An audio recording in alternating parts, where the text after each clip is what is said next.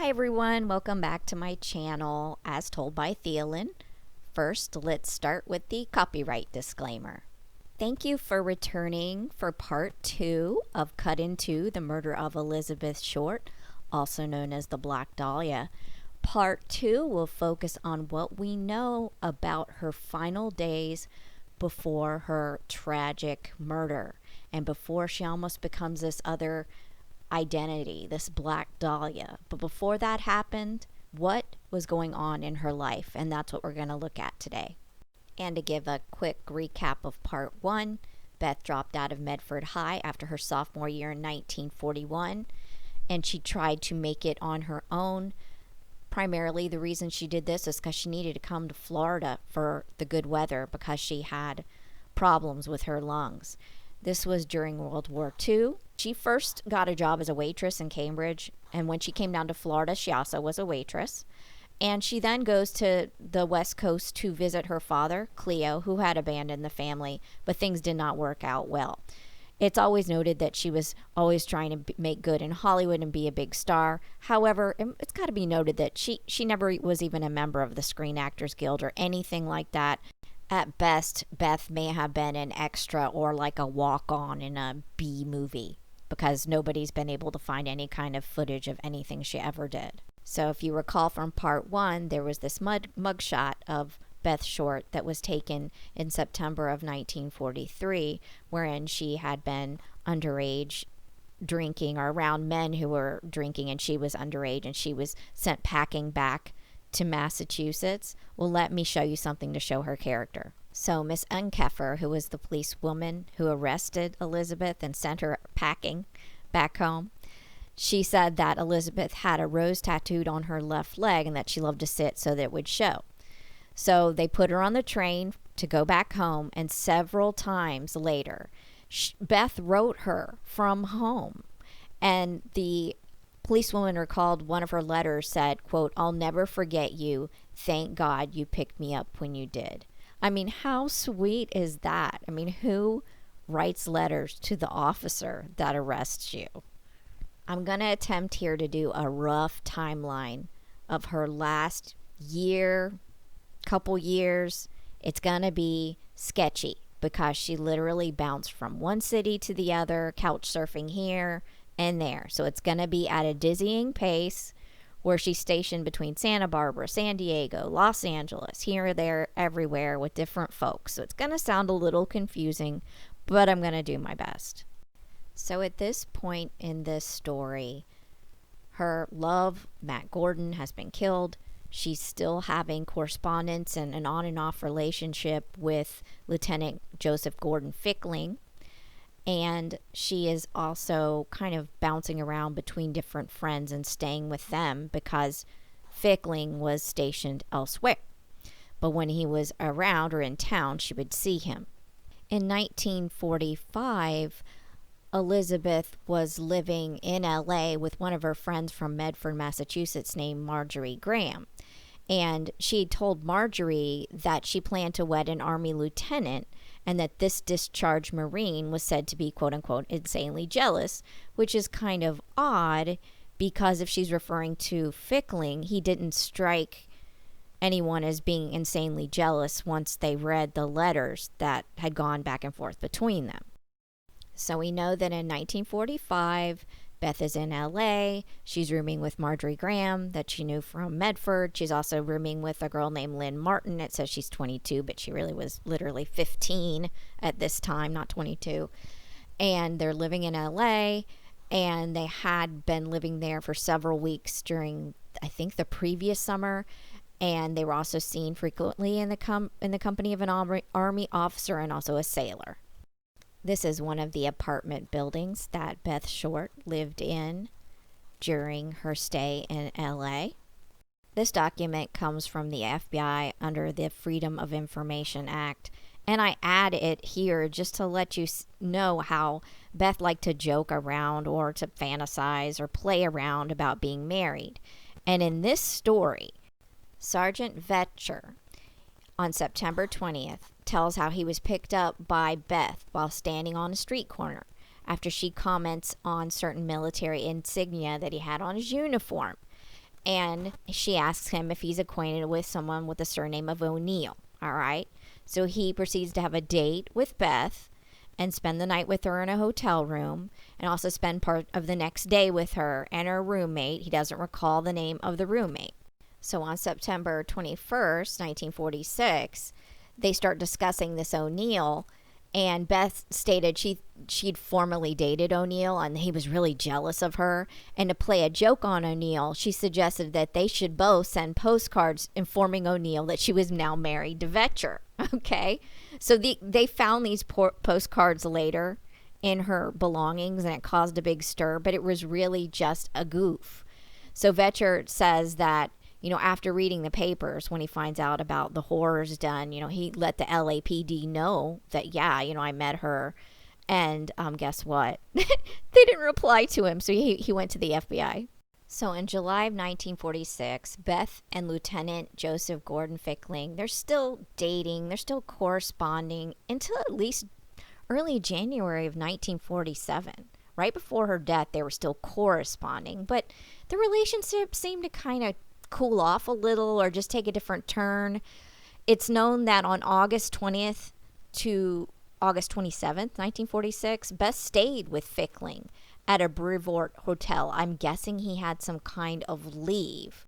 So just to confuse you even more, sometimes Beth went back to Massachusetts. And in April of 1946, while she was visiting in Medford, Fickling had written to her, quote, "I've always remembered you. I can't deny that I get awfully lonesome sometimes and wonder if we haven't been very childish and foolish about this whole affair. Have we?" So Fickling suggested that Beth returned to the West from Medford, which she did, okay? He tries to urge her on. No one will be more happy to see you than a certain lieutenant at Long Beach. So she ends up going back, and guess what? By the time she gets to the West Coast in April or May, Fickling had been transferred to Texas. Maybe that's why he came back to stay for his leave on August 20th to the 27th. At the Brevoort Hotel. Maybe he felt bad that she ran back to the West Coast to see him, and then he got transferred. Just to be clear, it seems like Fickling knew the score with Beth. He met her in 1944 when he was stationed overseas. He'd become more of a friend and a boyfriend over time, in my opinion. He told Beth that when he got out of the Army, his plans were, quote, indefinite and uncertain. Okay? That doesn't sound like I want to marry you right away, by the way. Fickling was not asking to marry Beth, as far as we know. In December of 1946, Fickling sent Beth a $100 money order, and that's the last letter he received from Betty was on January 8th, 1947, and think she was found deceased by the 15th. So he said that on the January 8th letter that, quote, she told me not to write her anymore at San Diego and that she was going to Chicago. So that's what she was telling Fickling. Now, mind you, at this point, he was kind of like, it's indefinite and uncertain. He wasn't really offering to marry her. Seemingly, her stated intent to Fickling was that she was going to travel to Chicago with some guy named Jack to be a dress model. Now, you got to stop and say one thing. Ask yourself if Beth was telling Fickling the truth or one of her fantasies. And by the way, Fickling was released from the Army in mid-November of 1946. He went to work in Charlotte, North Carolina, which I believe he was alibied in there. So he was located there when she was murdered and was not believed to be a suspect. So what was she telling other people at this time? Allegedly in December of 1946, in Hollywood, there's 5 witnesses that said that she was, quote, very classy, and that she said that she planned to marry an Army pilot named George. And another myth to debunk, Beth Short was absolutely not a prostitute. They found that in all their research that at most she might had some kind of relations with 3 men tops. And you can take the word relations real loose. An unmailed letter was later found in Beth's trunk. It was dated December 13th, 1946. It was written to Gordon Fickling, and Beth wrote, quote, perhaps Matt was my man. That's why I've been so miserable. I'll never be settled unless I find my own happiness as everyone else does with the man they love. end quote. And see, Gordon Fickling, he kind of suggested that Beth forget him. I mean, he was cordial to her, he sent her money, but I think he knew that she needed to move on. I believe that the despondency started to show, because in this clipping it said several people had seen and talked with Beth in the days before her death, and all told the same story, that the girl was a lost soul, obviously sick in heart and mind, wandering about town aimlessly and scared of something she refused to talk about. So Beth's out of work, she's frequently broke, she's borrowing money from her ex. And you may ask yourself, well, what did her mom know about this at the time? Well, after the fact, her mom said that Beth had come back home in April. And, well, she stayed from February until April. And that she didn't tell her mother of any of the trouble or any of the fear that she was having. So what did Mrs. Phoebe Short think that Beth had been doing? Well, Miss Short said her daughter had been working as a motion picture extra until 2 weeks before that, and she also believed that Beth was to have gone to San Diego to start working at an army hospital. Now, either Beth was fanciful about her life history, or was a poor historian, or she deliberately fooled people, or told them what she thought they wanted to hear. I lean towards the latter. I don't think she meant any harm by it. For example, she sent her mother a letter a mere 10 days before her murder, painting a very rosy picture. I just think she didn't want to worry people. And her friends even thought that Beth was harmless, but that she was flighty and fickle. So you remember Lynn Martin, the 15-year-old that also roomed with Marjorie and Beth back in 1945? Lynn Martin stated that she hadn't been rooming with Beth Short since September 20th, when they stopped sharing a room. And she also said, I don't know anybody who would have wanted to harm her. A dizzying array of witnesses were mentioned as having roomed with Beth or been acquainted with Beth, and this actress Ann Toth was one of them. I also would like to mention her because she's associated with someone that's a suspect later called Hansen. He was the one that was the part owner of the Florentine Gardens Club. Anne recalled that Betty laughed a lot, that she was fun to live with, that they used to kid her about her Bostonian accent, and she was immaculate about her person. She would peel off her underclothes every night to wash them. So according to Ann Toth, they lived under Hansen's largesse between October to November 1946, and then she was kicked out. And it says here, why had she left? Quote, because she insulted another girl, called her a bum. Later we found out she'd hit the nail on the head. But at the time she had insulted a guest in the house and the landlord had asked her to leave. She had the right idea. They're all a bunch of phonies in this town. So here's where Hansen comes in. Mark M. Hansen's name was embossed on the cover of Elizabeth's journal or notebook. The notebook held the names and addresses of Beth's acquaintances, and at least one page had been torn out when it was found. So Hansen was a middle-aged theater co-owner of the Florentine Gardens. It was at 5951 Hollywood Boulevard. And this Hansen, he rented out dormitory-style rooms at 6024 Carlos Avenue, and allegedly was not averse to exchanging sex for rent. There's no evidence that Beth gave him any favors. Allegedly, Mark Hansen was one of the last people to speak with Beth over the phone. Mark Hansen was from Madoc, Montana, and he even had run a saloon there for many years before he moved to LA. So, Mark Hansen had told Ann Toth that he received a wire from Beth, and then he told Ann that Beth went to San Diego. All right? This is, I believe, before she was even found murdered. Beth had asked Mark Hansen for money to get to Los Angeles, and he didn't send it to her. I believe she was in San Diego at that point. So Ann Toth claims that Hansen knew how to perform abortions, and when questioned about Hansen's relationship to Beth, Anne said, quote, he asked her not to go with the other fellows, so she did likewise to him.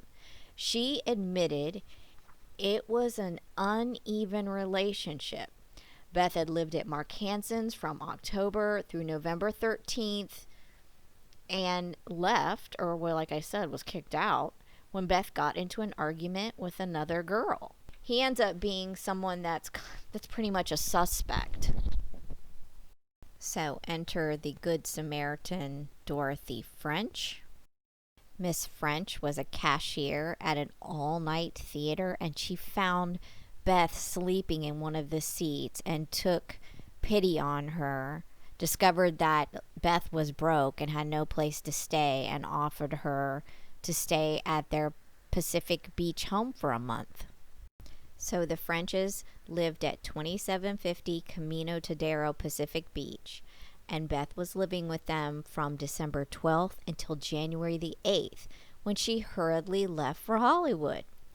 And Mrs. French told the officers that Beth, who she'd met in San Diego, was very popular with men. She'd had many dates, and she said that Beth often spoke about a boyfriend from whom she was always hiding because she was in some kind of unexplained fear. So January 8th, 1947 rolls around. It's 7:30 at night, and some guy named, they're nicknaming him Red, shows up for Beth, and she goes off with him. He loads 2 of her suitcases in his car, and they seem to be in a jolly mood, and they took off. The car was seen to be a cream or a light-colored coupe bearing a sticker with the words Huntington Beach or Huntington Park. Later on, someone also says it might have had a V in the license plate number. So this fellow named Red was allegedly a flyer, and there was a telegram that they found that she received the day before, and it apparently was in response to something she had sent, and he replied, "Wait, I'll be down for you, Red." And this is a picture of Robert Manley, nicknamed Red because he's a ginger. In one of their outings and tasks, Red also helped her deposit her luggage at a bus depot in LA. Later on, when they were in full investigative mode and they didn't know who Red was, and they had this telegram, they traced it, and the wire was traced to Huntington Park, LA, an LA suburb. And there it was learned that the message, instead of being written in ordinary handwriting, had been carefully printed, but they were very soon to find out who Red really was. Robert Red Manley, age 24, was a red-headed hardware salesman. He was the first major suspect in the case because he was the last person to admit to have seen her alive. He met her one day when he picked her up in front of a San Diego bus stop. Quote, I asked her if she wanted to ride. She turned her head and she wouldn't look at me. Finally, she turned around and asked me if I didn't think it was wrong to ask a girl on the corner to get in my car. I said, yes, but I'd like to take you home. So she got in the car. He took her to get her bags, and he took her to the San Diego family that she was staying. That's the Frenches. So after the holidays, the family allegedly told Elizabeth, the Frenches told Elizabeth that the home was too crowded. So Beth wired Manley to come and get her, and that's the telegram that you later see responded to. And they spent the evening at a motel in Pacific Beach. The next afternoon, he dropped her off at the Biltmore Hotel in downtown LA. So here we pick up the story about what she was telling Manley when he's dropping her off at the Biltmore. So he says he drove Beth from San Diego to LA on January 9th. He drops her off at the Biltmore Hotel and hoped to meet her sister, Miss Virginia West, who was a resident of Berkeley, California. And he said that was the last I saw of poor Beth. And he also said, I turned sick inside when I learned of her death. Here's the rub here. When Virginia West was contacted, whenever everybody found out that the person that was the Jane Doe was Beth Short, and then her family was notified, Virginia hadn't seen Beth in 2 years. So And she didn't say that she had any plans to pick up Beth at the Biltmore. So was this wishful thinking that she was going to go maybe sleep at Beth's, or sleep at Virginia's? Who knows? But the thing is it's seeming that she kind of told Red a whopper here. Regardless, she was last seen at the Biltmore at 506 South Grand Avenue in LA. Beth was wearing a black collarless suit, fluffy white blouse, black suede pump shoes, nylon stockings, white gloves, and carrying a black plastic handbag. Beth changed a dollar bill into nickels at a cigar stand and made some telephone calls. And she waited in the lobby of the Biltmore. If we're to believe he dropped her off at maybe like 6:30, Beth was seemingly waiting for someone who never arrived, because at 10 p.m., she left the hotel. I believe it was the concierge noticed her leave. I get a chuckle out of this photo. This is Mrs. Harriet Manley. Whenever Red was grilled and given all kinds of lie detector tests and stuff, and the minute he got out, she, hit the press call and did the loving stand by my man photos, kissing him on the face and stuff right in front of the full court press, that she was gonna forgive him for spending the night with some strange woman. He claimed he didn't have sex with her, when he probably didn't, but it's just, you just gotta find the humor where you can. I low-key hope she slapped his ass once they got home. So the LAPD had their work cut out for them, and one of the real stumbling blocks in this case, aside from her almost untraceable love life and her flitting around, was an alleged 6-day blank between January 9th, when she was last dropped off at the Biltmore, to January 15th, when her body was discovered. And one of the leading investigators, Lieutenant Hansen — yes, there's another Hansen, this is the lieutenant — he said it was one of the things that stopped us. We were never able to come up with her whereabouts for those last 6 days. What happened to Betty Short between January 9th and January 15th, 1947 will always be a mystery, I guess. But was it? Because when I looked through the newspaper articles, I found so many examples of things that happened, spottings of Beth Short between these two dates, all right? However, you can kind of ferret out and let those ones go if the person didn't know Betty. Oh, it's someone that looked like her, someone that had, hair like her or whatever. But if the person knew Betty and knew her, did her hair or whatever, and said, yeah, I saw her on the 14th or I saw her on the 12th, I would take that person's word for it unless they were mistaken. Yeah, there's a big controversy about whether the last sighting of her truly was at the Biltmore. This witness on January 11th saw someone at apartment 501 who he thought to be Beth Short having an argument with another woman, and said, "Oh, nuts to you." Other places where she was well known, like the Dugout on Main Street, the 4-Star on Hollywood Boulevard, people saw her on the 11th and the 12th. So, I don't know. Another waitress on January 14th, who said she had served Beth before, said she was with a red-haired guy. Now, I'm not saying it's Red Manley, but that wasn't the only red-haired guy that she went around with, you'll soon find out.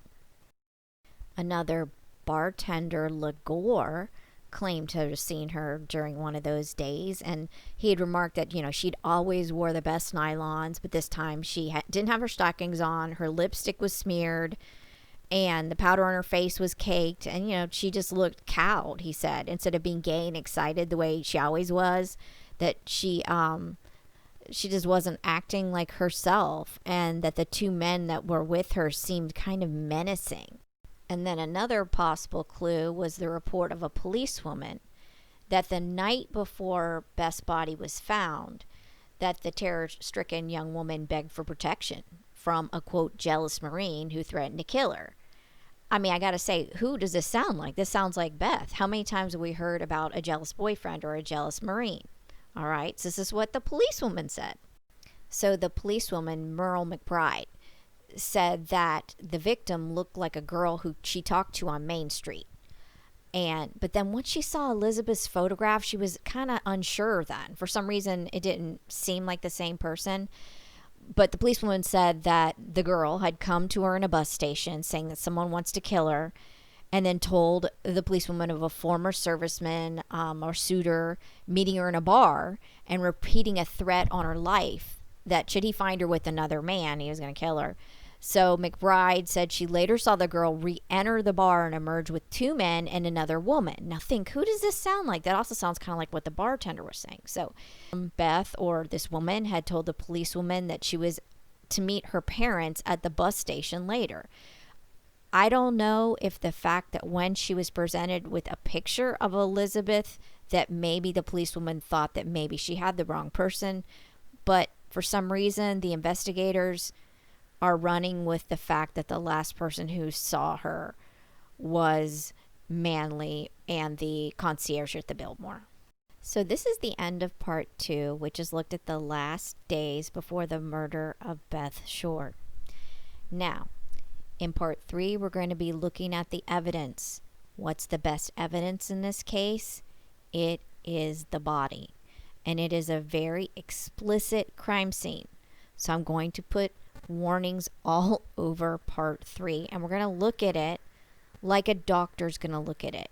I will try to cover up the most explicit things, but I think one of the reasons why people don't really understand this case is because they haven't looked at the evidence to see that the body tells the tale. So thank you so much for watching. I hope you found this edifying, and I hope you learned a little bit more about Beth Short before her life was cut in two. And so if you like this video, please press the like button and hit the subscribe bell so you can be notified when I upload part 3. And without further ado, have an excellent day. Bye.